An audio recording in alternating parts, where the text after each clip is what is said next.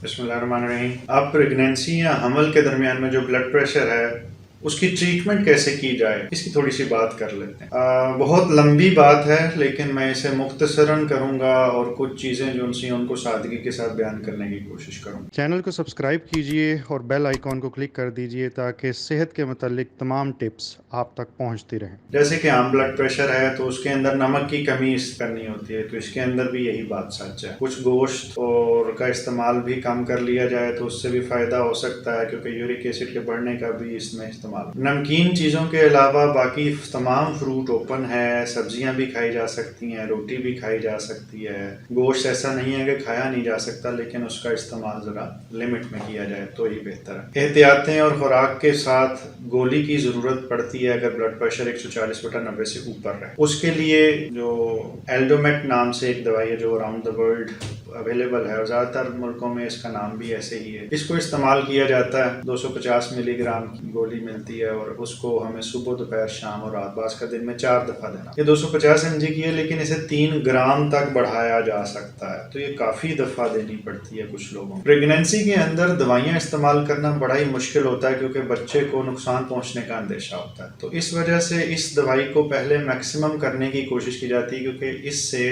بچے اور ماں کو نقصان پہنچنے کا اندیشہ سب سے کم. اگر بات نہ بنے تو پھر ظاہر ہے اس میں کچھ اور چیزیں ایڈ کرنی پڑتی. اس کے اندر بھی کچھ بیٹا بلاکر ہیں، جیسے لبیٹولول ہے وہ استعمال کی جاتی ہے، نفیڈیپین استعمال کی جاتی ہے، کچھ اور کیلشیم چینل بلاکرز ہیں، ہائیڈرالازین نام سے ایک دوائی ہے یہ استعمال کی جاتی ہے. میں مختصر ان کے پروز اینڈ کونز ٹچ کروں گا کہ کس دوائی کا کیا فائدہ. ایلڈومیٹ کا میں فائدے بتا چکا کہ وہ کنٹرول جو سا ہے اس کو تو کرتی ہے، لیکن اس کے ساتھ نمبر آف میڈیسن زیادہ کھانی پڑتی ہے، دن میں 4 دفعہ کھانی پڑ سکتی. فائدہ یہی ہے کہ وہ سیف ہے. دوسرے نمبر پہ نفیڈیپین ایڈالیٹ کے نام سے، اینیفیڈ ریٹارڈ، نیفیڈل، مختلف ناموں سے وہ دوائی مارکیٹ کی جا رہی ہے پاکستان میں اور دیگر ملکوں میں بھی. ایڈالیٹ پوری دنیا میں موجود ہے. اس کے اندر فائدہ یہ ہے کہ یہ لانگ ایکٹنگ ہے، اسٹرانگ ہے، تھوڑی دوائی لینے سے زیادہ بلڈ پریشر کنٹرول ہوتا ہے. لیکن اس کی کیٹیگری ایسی ہے کہ اس کے اندر بھی کچھ استعمال ہے کہ یہ ایک کنڈیشن جسے ہم یوٹرو پلیسینٹل انسفیشنسی کہتے ہیں، یہ کر سکتے. اس کو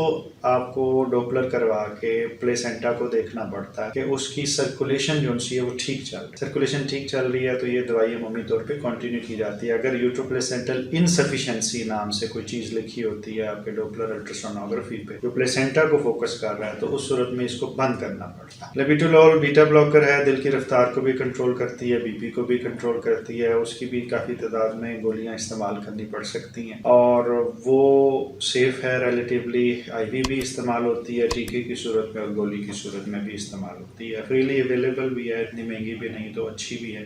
لیکن اس کے بارے میں بھی کچھ سٹڈیز بتاتی ہیں کہ احتیاط سے ہی استعمال کرنی چاہیے. جو اس کے بعد ہائیڈرالازین نام سے ایک گولی ہے، یہ 25 mg کی ہوتی ہے. 50 والی بھی استعمال لوگ کرتے ہیں، 2 گولیاں بھی کھاتے ہیں ایک وقت میں. اس کے بارے میں بھی پریگنینسی کے اندر ٹرائلز موجود ہیں. یہ بڑی کارآمد ڈرگ ہے. اسے بھی آئی وی ٹیکے کی صورت میں اور گولی کی صورت میں استعمال کیا جاتا ہے، لیکن ونس اگین اس کے بھی کچھ سائیڈ افیکٹس آ سکتے ہیں. تو کوشش یہ کرنی ہے کہ پہلے ہم نے ایلڈومیٹ پھر اس کے بعد ان دوائیوں کا ذکر کیا جائے. اس کے علاوہ کیلشیم چینل بلاکرز کچھ اور بھی ہیں جن کو استعمال کر کے دیکھا جا سکا اور وہ ریزنیبل لمٹ کے اندر ہیں، لیکن بے شمار دوائیاں ایسی ہیں جن کے بارے میں ہم 100% شور نہیں ہیں. جو عام بلڈ پریشر کے مریض کو تو ہم بڑا دل کھول کے دیتے ہیں، ایک گولی دیتے ہیں اور اس کا سارا بی پی کنٹرول ہو جاتا ہے 24 گھنٹے میں، لیکن پریگنینسی میں ہم ایسا نہیں کر پاتے. ایس انہیبیٹر یا ARBs کیٹیگری کی ڈرگ ہیں. عام لوگوں کو اس سے کوئی سروکار نہیں کہ یہ کیٹیگری میں کیوں بتا رہا ہوں، لیکن میرے پاس اور کوئی آسان طریقہ کار نہیں ہے کیونکہ جیسے ڈرگ ہے لوسارٹن،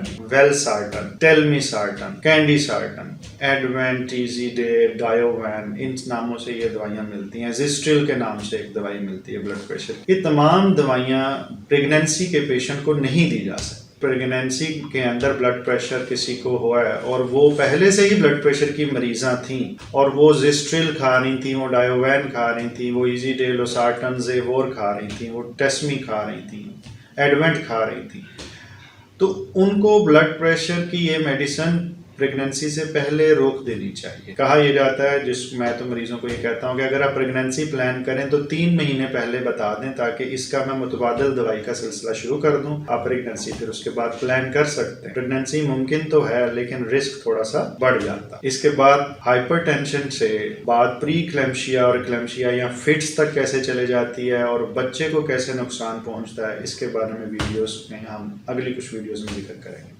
बहुत शुक्रिया।